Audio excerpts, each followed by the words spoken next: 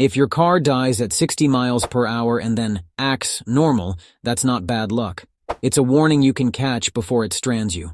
When an engine shuts off while you're driving, most people instantly assume the worst. My engine is done. The truth is usually less dramatic.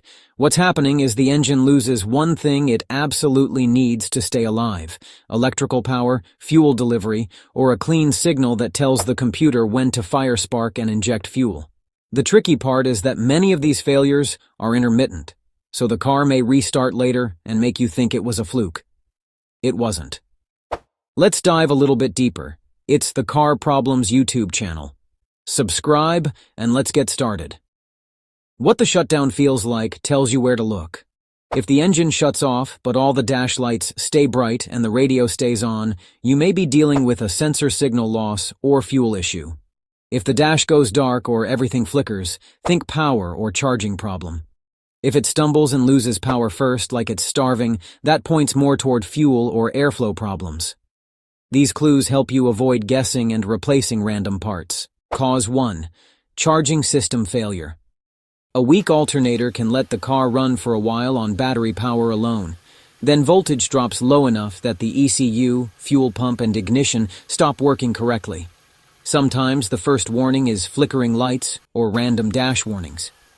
Other times, the car just dies, especially at idle after a highway run.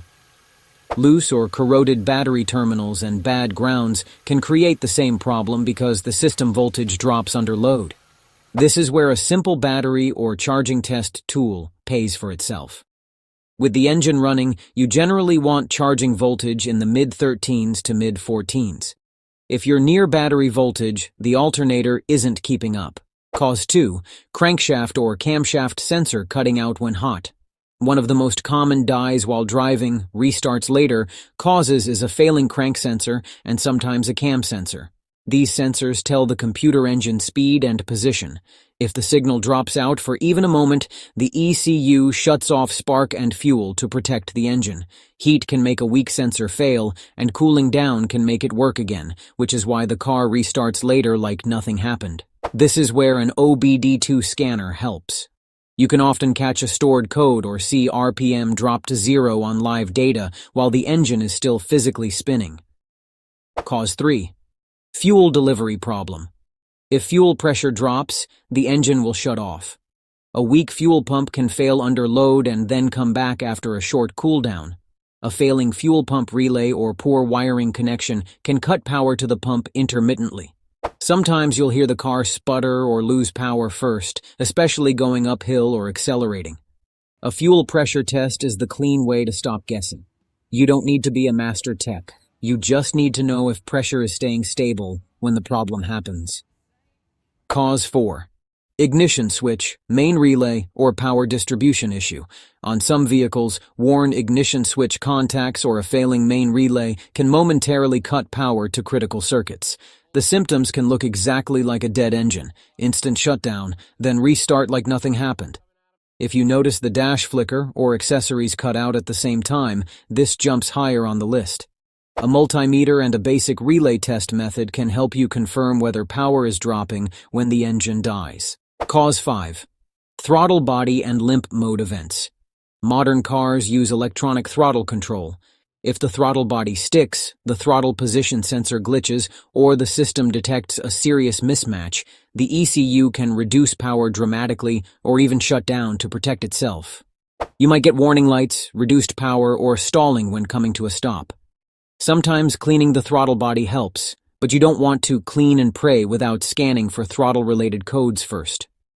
Big vacuum leaks, dirty MF sensors, or airflow measurement issues usually cause rough running, hesitation, or stalling at idle rather than a clean shutdown at highway speed. But if the mixture goes too lean at the wrong moment, the engine can stall. If it mostly happens when stopping at lights or when you turn the wheel and the RPM dips, think idle control and vacuum leaks. The smart way to diagnose without replacing random parts: start by scanning for codes even if the check engine light is off. Intermittent failures love to store pending codes. Then check the basics: battery terminals, grounds, and charging voltage. After that, decide whether you're chasing a signal problem, crank or cam, a fuel delivery problem, pressure, pump, relay, or a power distribution problem, relay or switch. Tools that make this easier and save money. If you want to diagnose this at home, the tools that actually help are simple: a solid OBD2 scanner that can read live data, a basic multimeter, and a battery charging tester. If you want to go deeper, a fuel pressure gauge is the quickest way to confirm fuel delivery issues, and a spark tester can help you see whether you're losing ignition during the failure. I've put a list of the tools I recommend in the video description so you can grab the right stuff without hunting around. A car shutting off while driving is almost always a loss of power, fuel, or engine position signal. The good news is most of these problems are diagnosable with basic checks and a couple of tools, and the earlier you catch it, the less likely you are to end up on the shoulder with a no start.